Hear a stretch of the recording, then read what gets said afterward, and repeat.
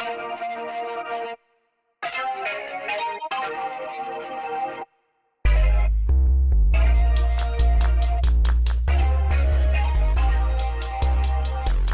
to Volume Up. My name is Jasmine Brooks, and my pronouns are she, her, hers. This is TC Squared Theater Company's online virtual reading segment. Today, we will be reading Guppy by Sophia Koevary. The time is in the near future when abortion is illegal. The setting is in a woman's prison. In response to COVID-19, TC Squared had to make some major shifts in our programming to ensure that our actors, playwrights, and directors that are involved with the Play Lab are still working despite these difficult times. Volume Up virtual readings are 10-minute play scenes that come from plays in development in our Play Lab that you would have heard and seen in person at our annual New Play Festival. Each session showcases a reading with the director and actors, followed by an interview with the playwright. Each playwright has given us our permission to show their work in progress, and they all value your feedback. We encourage you to provide your thoughts and reactions right below in the comment section after each segment in the series. To find out more information about TC Squared's ongoing programming, please visit our website at tcsquaredtheatercompany.org. And now I'm gonna bring in the actors and have them introduce themselves and say what characters that they're playing. Hello, I'm Christine Power, she, her, hers, and I'm reading for Ron. Hi, I'm Kim Klasner. I use she, her, hers, and I'll be reading for Kameko. All right, thank you guys for coming on in. All right, let's have some fun. The prison gym. Ron is sitting on the floor, a large sack of her belongings labeled Veronica Stilton 443256. One of her hands is cuffed. She reads a book.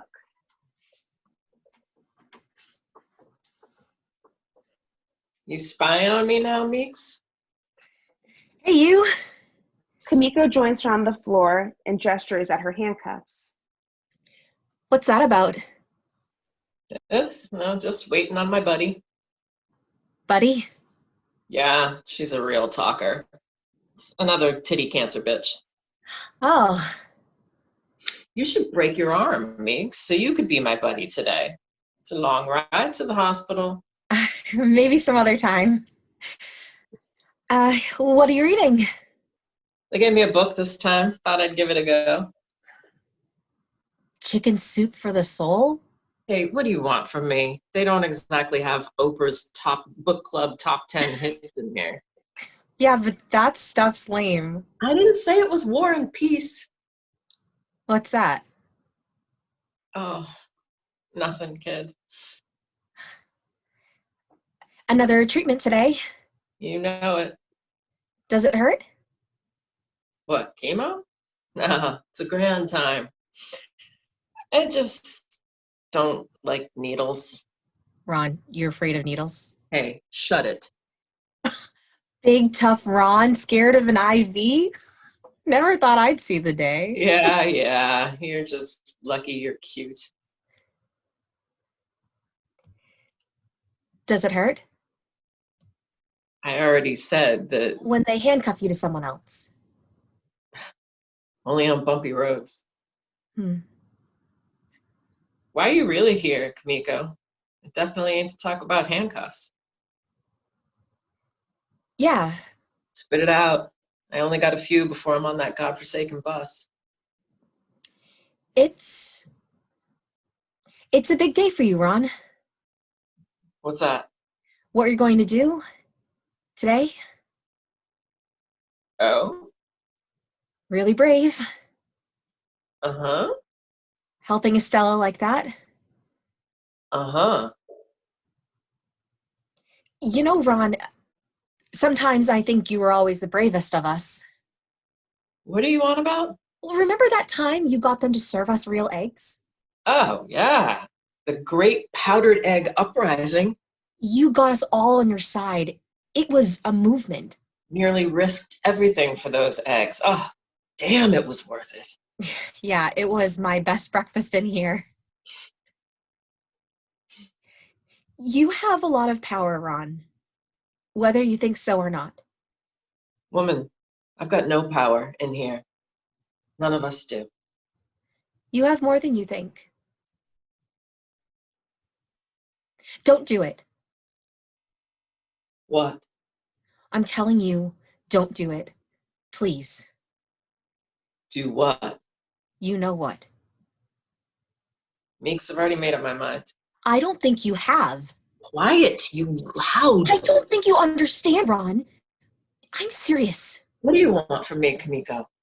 Just don't do it. It's not worth it. Don't risk your ass. Bigger than me, Meeks. I gotta do what I can. No, you don't. I love Estella, Ron, but she's new here. She doesn't know shit. And I care about you. Well, do you have any idea what they'll do to you if you go through with this? Sneaking abortion pills from the clinic? It's illegal. Stealing. Abortions. Especially for us. I'm already in jail. I'm serious. Veronica. Do not call me that. They're going to fuck you up, Ron. This isn't about me. Yes, it is. I love you. No. No. Don't you say those words. I do, though, Ron. Maybe not the way you do, or maybe I do. I don't know. Stop it right now. I've fallen for too many straight women to deal with this bullshit. But I do. I love you. No. No. Do you love Estella, too? Oh, Kameko, please. Ron, they're going to put you in isolation, or beat you, or something. Hide it. Meeks, I'm an adult. I'm an old adult. I'm an old adult with a young tumor that gets stronger every day. I might not have much time left on this earth anyway. Don't you say that. I'm just No, saying, don't you fucking say that. the girl needs help. She can't have this baby. She needs to nip it in the bud now. We've got precious little in here, and if I can do anything about it, I'm going to help. Call me a drama queen. I'm going out with a bang. What are you doing? I'm trying to help you. Well, I'm trying to help us. And I'm telling you, keep your nose out of my business. Well, it's all of our business, Ron. You think you're always alone, but my decision. you're making it all of our decisions. You'll get us all in trouble. She shouldn't have to have that damn baby, Meeks, and you know it. It says, well, who's even his baby daddy? We don't even know her story. Maybe she's making it all up. That's nonsense. I'm trying to save your life. I'm a dead man anyway. Don't ruin this for me. For you. Ron, do you have any idea how long I've been waiting for something like this? What? This dance thing. Something to help me process my emotions, to get me moving in my body, to make me feel like myself again. So it's not about me. I know it's stupid and I feel like an asshole. I'm the most selfish person in the world. But it's all I have. I have worked far too hard for this to go up in flames. I have put everything into this. The number of conditions they gave me, the freedoms I had to give up in order for them to agree to it. I don't believe this. You're just being selfish. I told you I'm the most selfish person in the world, Ron. Lay it on. Honestly. Ron, you said it yourself. This is the best thing that's ever happened to you in here. So all that about saving my life, keeping me from making a mistake, that's just not true then? Of course it is true, Ron, but if you go through with this, they'll kill the program. They'll separate us. Wow. I can't lose it, Ron. Kameko, I've been in this place a long time. Longer than you. You were still making macaroni art when I got in here. Come on. I've had my time. I've fought for a long time. I fought for my rights in here for years. And then I had to fight for my life. And even when I fight for my life, I'm a safety threat. Dangerous. For embezzling money. I can't do it forever. The chemo won't hold forever. If I'm gonna die in this hellhole, I'm gonna do something. I'm gonna help someone. I'm gonna take those fuckers down. You're only thinking of yourself, Ron. Yeah? And how many times have you fought cancer, Kameko? Who the fuck are you to tell me how to spend my time? I don't want you to give up. Why do you care, Kameko? I'm gonna die in here. It's not a question of if, it's a question of when. My last vision before I close my eyes for the final time is gonna be of a stained 2-inch mattress behind bars. You have a life ahead of you. You will get out one day, and Will be waiting. No, he won't. He'll be waiting, and you'll forget all about this place and all He about... remarried. It's over. I officially have nothing and no one. Nothing but this program. And you. If they trace us back to you, Ron, they'll shut us down. I will lose everything. The last little bit of what I have left. I'm sorry, Kameko. I really am. But the girl is running out of time. The longer she waits, the more dangerous it is. You know that. She needs help. And I'm the only one that can help her. Please. Ron. Please. Meeks. Please. Please. Medical chain, report to Block C. Medical chain, Block C. That's me. Please. I love you, Kameko. Always have. Veronica picks up her pack and swings it over her shoulder. She grasps Kameko's hand, and the women look into each other's eyes for a moment. Ron exits. Great work, guys. That was really awesome. Chrissy, I'm going to have you hop back on so we can look at a moment real quick before we jump to the that was really great, guys. It was really lovely to see you guys like find all the different beats and all the different tactics, and like it's just such a layered scene that Sophia wrote, and it's just like so fun to dive into. And I think you guys really hit all the different moments so lovely. So good job. I want to go back to kind of towards the beginning when Kameko's kind of like buttering up to Ron, and it's like we're not really sure what her motive is yet, and until she like really kind of like sets the plan and sets this conversation in motion. And I want to play with just like Kameko's decision to like get like to get Ron on this conversation, and for Ron to like, all right, this is serious. Like, okay, let's talk about this then. Okay. Great. The moment where you, Kameko, say Veronica and you call her by name, I just think is that moment that kind of kicks us off into like we're really serious here. I would love to take a look at that moment. What do you want from me, Kameko? Just don't do it. It's not worth it. Don't risk your ass. It's bigger than me, Meeks. I gotta do what I can. Well, no, you don't. I love Estella, Ron, but she's new here.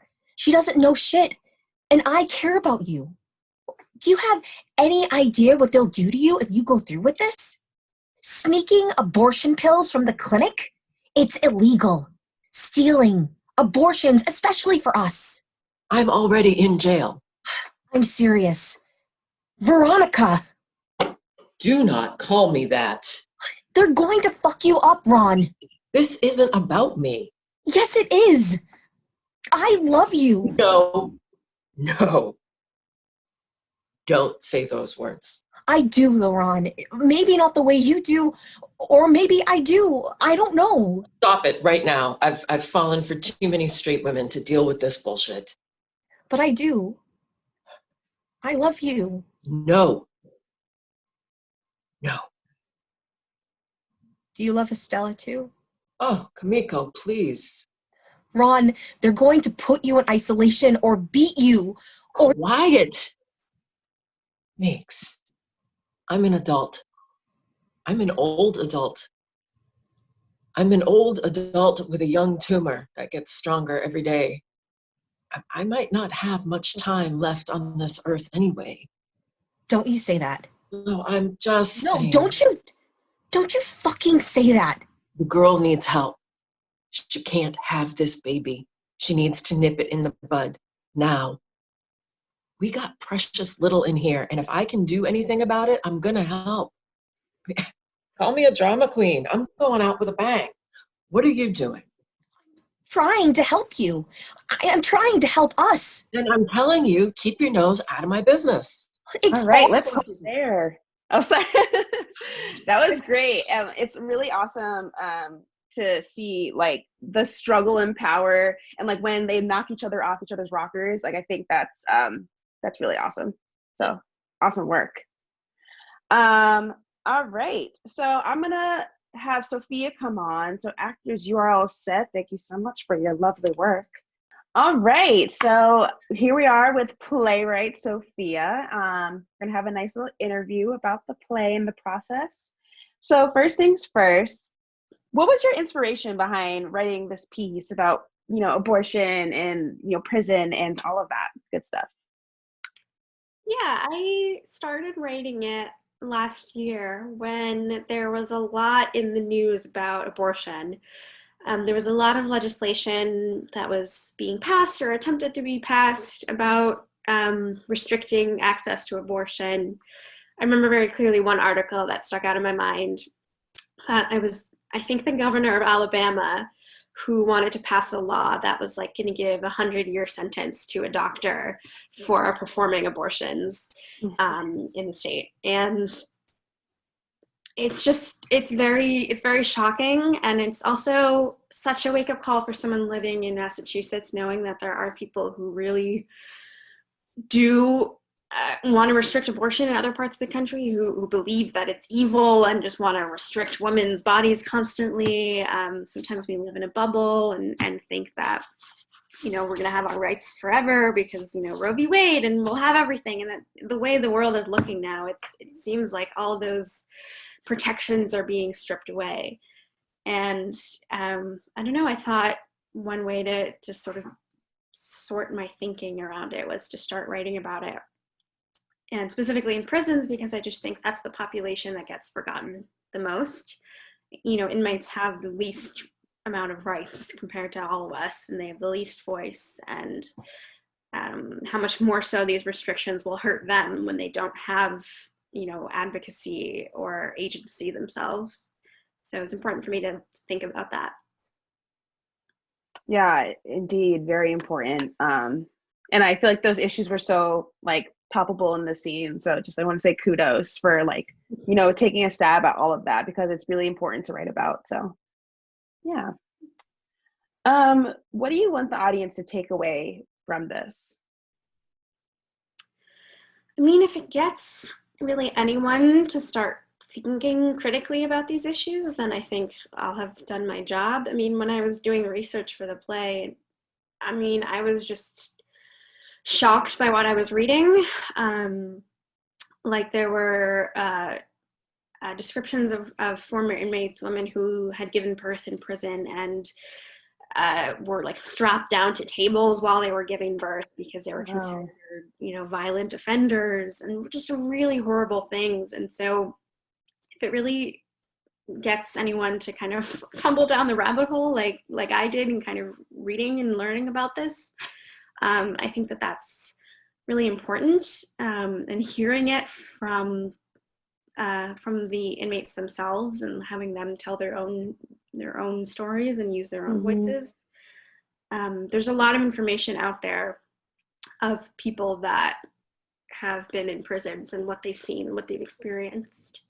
And I also want to give a shout out. You can sort of tell in the scene there's a sort of subplot where the inmates are doing a dance program, and they perform a dance show. And that was directly based on this program that I found out about called Dance to Be Free. And it's a program where they have women and former inmates come and into prisons and teach dance and kind of have these like circles where they talk about their feelings and everything, which is like something that they totally don't normally have access to because no one cares about their feelings, right? They're prisoners. We don't care. But it's a really, really great program, and like what it does for people who are incarcerated to get, like Kameko says, to like feel like they're in their bodies again and to sort through what they're thinking and how they feel. So you should definitely look them up. They actually are doing like virtual dance classes now in COVID. So highly recommend. Oh, that's really lovely. Is it a national organization? I believe so, yeah. Yeah. Oh, that's lovely. I'll have to check them out after this. Yeah, definitely. Yeah. And finally, how has Play Lab helped you in the development of this play and as like a playwright in general? It's helped a lot. I only started writing a few years ago when I started in Play Lab. So I'm an actress. That's the perspective that I come from, and I had never tried my hand at playwriting before, but always wanted to do it. And I think with the instruction of Marty and Roz, it's been really, really helpful.